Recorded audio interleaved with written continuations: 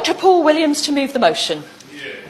Thank you, Madam Chair. I beg to move that this House has considered democracy in Uganda.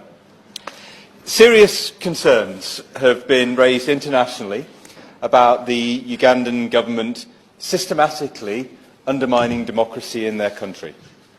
MPs have been arrested, institutions that should protect the democratic rights of citizens are being weakened, and the voices of ordinary Ugandans are being ignored. The United Kingdom is a friend of Uganda. We are important partners in trade, in development, in security. And, Madam Chair, I am a friend of Uganda too. Uganda and the UK have a shared past, and I hope we will have a strong and prosperous shared future together too. But at the start of this debate today, it's important to ask, what is the UK's interest in Uganda, and whether that gives us a legitimate right to make any comment about its democracy? I firmly believe that Uganda should be valued as an equal partner to the UK. But it hasn't always been an equal partnership. Our relationship began in 1894. Until 1962, Uganda was what was known then as a British protectorate. Now, Uganda is an independent, sovereign nation, and it has been throughout my lifetime. It has a constitution that describes a balance of power between an executive, a legislature, and other independent bodies. I respect the Ugandan constitution. It's right for Uganda, and it's right for the Ugandan people. That constitution protects the Ugandan people. It's the rock on which Ugandan democracy is built. And the relationship between our two countries should always respect the Ugandan constitution. President Museveni has been in power for 33 years this month. 3/4 of people in the country haven't ever lived under a different leader. The Ugandan people can see that the institutions of their democracy are slowly being eroded. Firstly, the government has closed down critical media outlets. There are credible reports that television stations were interrupted during the 2016 elections when results were being reported that favoured the opposition. There are also credible reports that social media, including Facebook and Twitter, is shut down by the government during sensitive times. Secondly, the government has used the military to attack Parliament.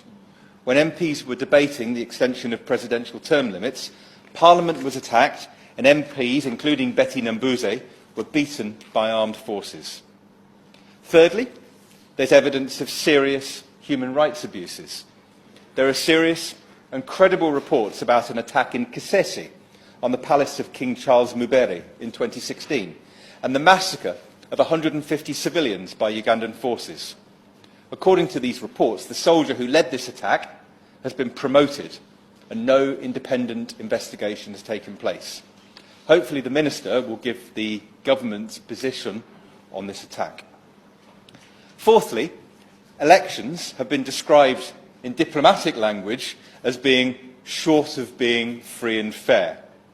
Serious allegations have been made about the conduct of elections in Uganda over many years, but the most recent EU report on the 2016 presidential election made 30 recommendations that should be enacted before the next election, which happens in 2021. Now, there are many Ugandan opposition politicians who've struggled bravely to use the democratic process to win power. There isn't time to mention all of them here, but I'd like to draw attention to two people. Kizza Besigye has stood for president on 3 occasions. He's been arrested, beaten and harassed so many times that he's lost count. I had the pleasure of meeting Dr Besigye when he visited our parliament last year. His sacrifices in the pursuit of democracy in Uganda should be lauded. And I also want to mention Robert Kyagulanyi, also known as Bobby Wine. Kyagulanyi is a young, charismatic musician with a large popular following who was elected to the Ugandan parliament around the same time that I was elected to the UK parliament. But while I get to, in a friendly way, be critical of the government without harassment, Bobby has been the target of totally undemocratic behaviour by his. In August of last year, he, and 4 other MPs were arrested by the military whilst campaigning at a by-election. His driver was shot dead. He was severely beaten by soldiers before being brought to court on trumped-up charges that were later dropped. Bobi Wine was eventually handed over to police and released, but this is just another example of the Ugandan government using the military to prevent democratically elected politicians doing their job. The question is that this House has considered democracy in Uganda. Pauline Latham.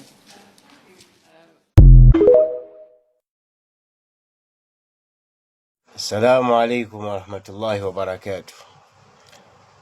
Jeno Muhoozi Kayine Lugaba awandise ku Twitter ng'agamba nti kaloko kake njagalamu ng'ategeeza nti His Excellency Robert Kyagulanyi Ssentamu nti nga 13 August 2018 eyo yali warning. Amutegeeza nti eyo yali warning, then asubireyo ekisingako awo. Mukulu nkutegeeza Muhoozi, nkutegeeza nti eyo teyali warning. Kati gwe ngeri ate gy'otera okunywamu biri ebikugyako kati tosobola kujjukira. Eyo teyali warning, mwe mwali mukakasa nti nga 13 August 2018 Kyagulanyi His Excellency Robert Kyagulanyi Ssentamu agenda mu fuuti 6. Mwe mwali mukakasiza ng'era mukoze fayino gundi zonna. Oshegera nga mwe mukakasiza leka kwewa importance ate toyitawo.